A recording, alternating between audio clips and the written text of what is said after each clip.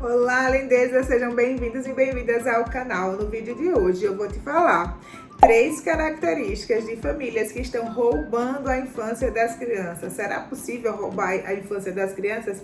É possível sim, eu vou contar pra vocês.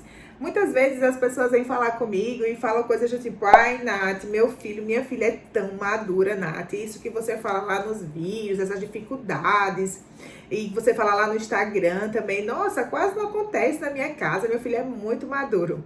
Todas as vezes que eu escuto essa frase, é como se ligasse um sinal de alerta na minha cabeça, porque é uma frase que nem combina. Criança madura, estranho, não é?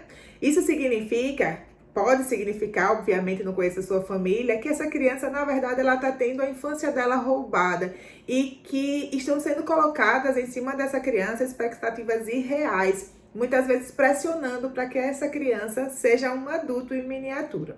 Então, eu quero te falar 3 formas de roubar a infância da criança, e caso você esteja fazendo, você já deixa de fazer a partir da consciência. Se ficar alguma dúvida, coloca aqui nos comentários que vai ser um prazer responder.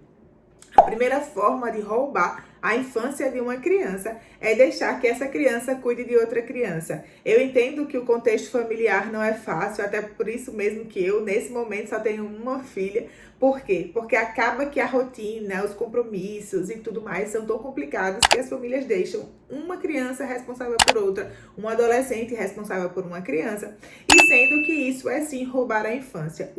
A responsabilidade de cuidar dos filhos é dos pais e não é das crianças. Eu já ouvi casos de gente que cuidou tanto dos seus irmãos que na vida adulta não quis nem ter filhos. Por quê? Porque ficou sobrecarregada daquele cuidado. É óbvio que você vai tomar um banho, dá uma olhadinha no seu irmão. Você tá com a panela no fogo, dá uma olhadinha no seu irmão.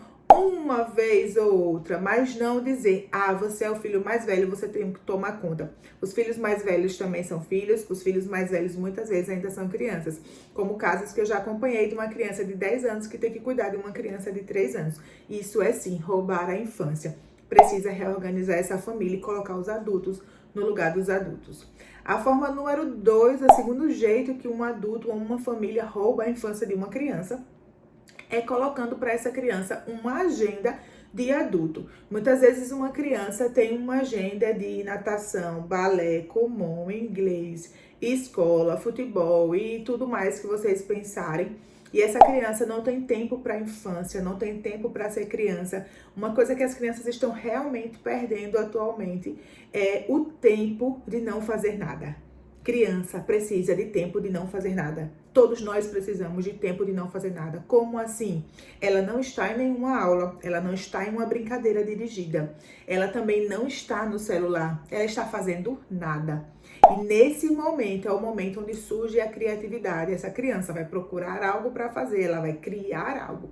Mas se ela tem uma agenda lotada, ela sim vai ficar estressada, ela vai ficar cansada, as relações familiares ficam mais complicadas também. É uma criança que fica exausta e ela não tem tempo nem para criar, para imaginar. Então, infância não é local de construção de currículo. O currículo dessa criança vai ser construído e muito bem construído na medida em que ela conseguir ser criança na idade certa e não vire depois, um adulto querendo ser criança, porque queimou todas as fases da vida. A terceira forma de adultizar uma criança, de roubar a infância de uma criança, é você estimular o consumismo. E muitas vezes nós estimulamos o consumismo sem nem perceber. Quando a gente troca afeto por coisas, a gente dá coisas para que essa criança nos ame, para que ela sorria, para que ela nos beije, que é ainda bem pior, que já temos aí risco de violência sexual e de abuso sexual, mas é assunto para outro vídeo. Nós também estimulamos o consumismo quando nós usamos coisas para regular. Por exemplo, a criança que chora, tá tendo um ataque de birra, aí você pega uma coisinha que ela quer, olha o que a mamãe trouxe pra você, ou um pirulito, ou seja lá o que for, você tá trocando. Então essa criança não tem tempo de regular emocionalmente, então ela não aprende a regular emocionalmente, e também você tá mostrando pra ela que sofrimentos e dores podem ser acalmados ou resolvidos com coisas. Então estimula o consumismo sim. Eu vou deixar aqui embaixo o link do meu curso, Como Falar para o Meu Filho Ouvir, que eu explico tudo isso sobre regulação emocional, emoções, rotina e tudo mais. Pode muito te ajudar.